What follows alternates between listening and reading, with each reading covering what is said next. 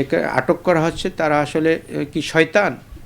আমি শয়তান এই অর্থে বলতেছি যেহেতু ডেভিল হান্ট, কিন্তু এই শয়তানের কুকর্মের কারণে ফ্যাসিস্ট শেখ হাসিনার যারা এই ডেভিল হান্টের বেনিফিশিয়ারি এবং ডেভিল হান্ট মানে ফ্যাসিস্ট হাসিনার যারা এই দোসররা, তারাই আমি মনে করি শয়তানের মতো আচরণ দিয়ে বাংলাদেশকে একটি ষড়যন্ত্র এবং বাংলাদেশকে একটি অকার্যকর রাষ্ট্র করার জন্য তাদের প্রচলন পথ চলা। অপারেশন ডেভিল হান্ট শুরু হয়েছে, এই বিষয়ে আপনার প্রতিক্রিয়া কি? আপনার প্রশ্নের জন্য অত্যন্ত ধন্যবাদ আপনাকে। আমি বলতে চাই যে ডেভিল হান্ট মানে কি শয়তানের শিকার। এইটা আজকের বর্তমান উপদেষ্টা মণ্ডলীর ডক্টর ইউনূস সাহেবের নেতৃত্বে দীর্ঘ 6 মাস মানে হানিমুন পিরিয়ড শেষ হয়ে গেছে। 6 মাসের মাথায় 5ই ফেব্রুয়ারি এরপরে একটি ধ্বংসাত্মক লীলার ভিতরে, একটি ধ্বংসাত্মক কর্মকাণ্ডের ভিতর দিয়ে আজকে এই ডেভিড হান্ট নামে যে শয়তানের যে আটক, মানে এটাকে শয়তানের আরোহণ বলবো, একে আটক করা হচ্ছে তারা আসলে কি শয়তান? আমি শয়তান এই অর্থে বলতেছি যেহেতু ডেভিল হান্ট, কিন্তু এই শয়তানের কুকর্মের কারণে ফ্যাসিস্ট শেখ হাসিনার যারা এই ডেভিল হান্টের বেনিফিশিয়ারি এবং ডেভিল হান্ট মানে ফ্যাসিস্ট হাসিনার যারা এই দোসররা, তারাই আমি মনে করি শয়তানের মতো আচরণ দিয়ে বাংলাদেশকে একটি ষড়যন্ত্র এবং বাংলাদেশকে একটি অকার্যকর রাষ্ট্র করার জন্য তাদের প্রচলন পথ চলা।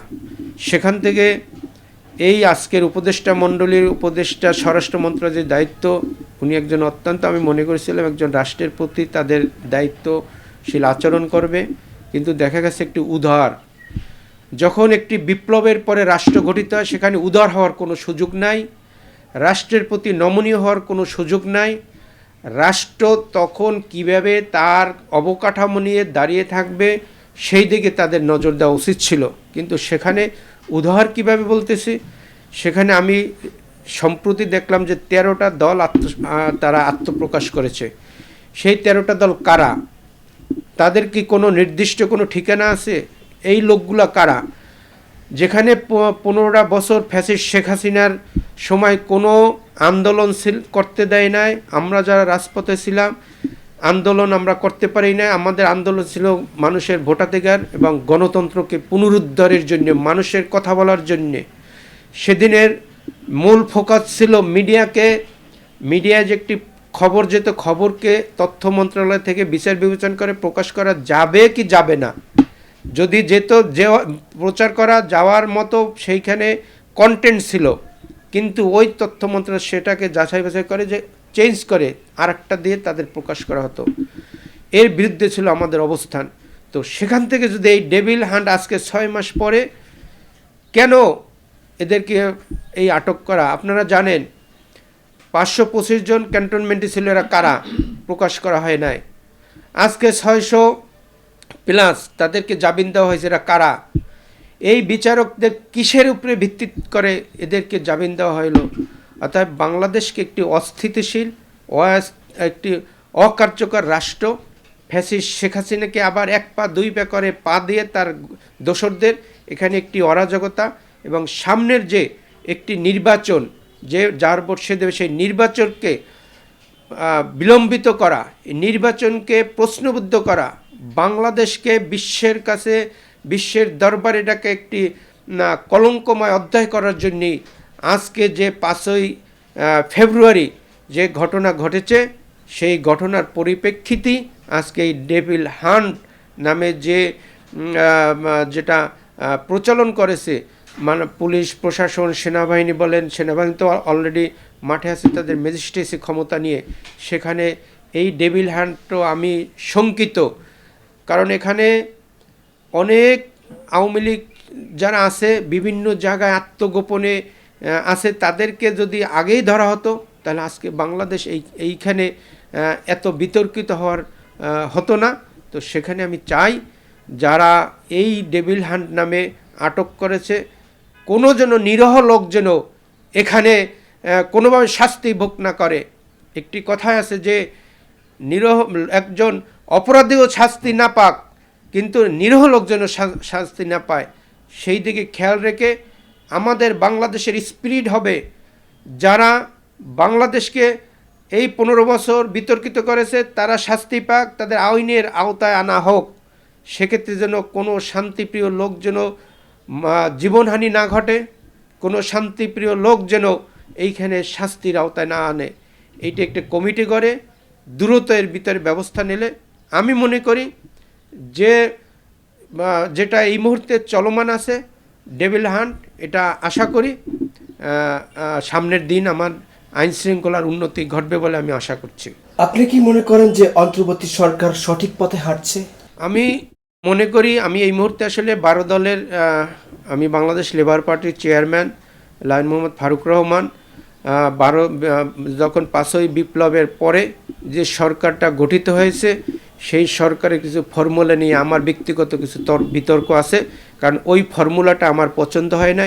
যেখানে প্রেসিডেন্ট শাহাবুদ্দিন চুপ্পুর কাছে যারা শপথ নিয়েছিল, সেই শপথটার ভিতরে আমার ব্যক্তিগত মতামত, সেখানে এই বাংলাদেশের সবচাইতে সর্বোচ্চ স্থান হচ্ছে একটা প্রেসিডেন্ট, রাষ্ট্রপতি।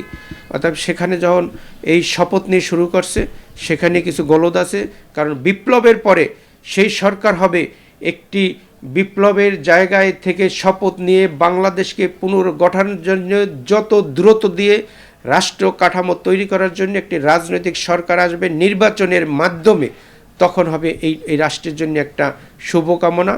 তো সেক্ষেত্রে আজকে যারা ইউনূস সাহেবের নেতৃত্বাধীন উপদেষ্টা মণ্ডলী, সেখানে যদি এক সাবজেক্টে এক বিষয় কোনো ব্যক্তি যদি লেখাপড়া করে এক বিষয়ে যদি ফেল করে, বলে যে ফেল করছে, 10টা বিষয় থাকলে 10 বিষয় ফেল করলে সেটাও ফেল। আমি মনে করতেছি এই ইউনূস সরকারের ডক্টর মোহাম্মদ ইউনূসের অনেক প্রজ্ঞা, আন্তর্জাতিক মানে অনেক ধরনের তার যে বাংলাদেশের প্রতি তার যে অগাধ ভালোবাসা, এটা আমরা অতীতে গেছি, এবং তার গ্রহণযোগ্যতা উচ্চমানের। তো সেখানে আমি মনে করতেছি তারা নির্বাচনকে বিলম্বিত করার জন্যে তারা সম্পূর্ণভাবে ব্যর্থ না, কোনো বিষয়ে ব্যর্থ হওয়ার চেষ্টা করতেছে।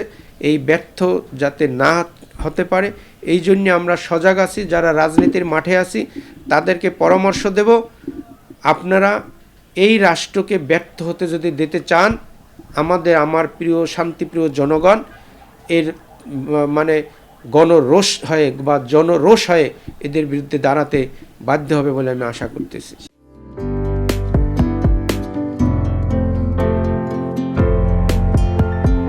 পহেলা জানুয়ারি 2025 ইউটিউব জার্নালিজমের অগ্রদূত changetv.press 6 বছর পেরিয়ে পা রাখল গর্বিত আমি অত্যন্ত আনন্দিত হলাম যে চেঞ্জ টিভি আগামী কয়েকদিনের মধ্যেই 6 বছর পূর্ণ করবে।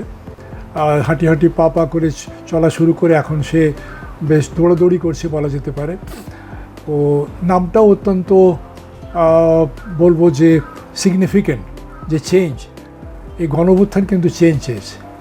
সেই হিসেবে তোমার টেলিভিশনের তোমার এই চ্যানেলের নামের একটা যথেষ্ট মিল পাওয়া যায়।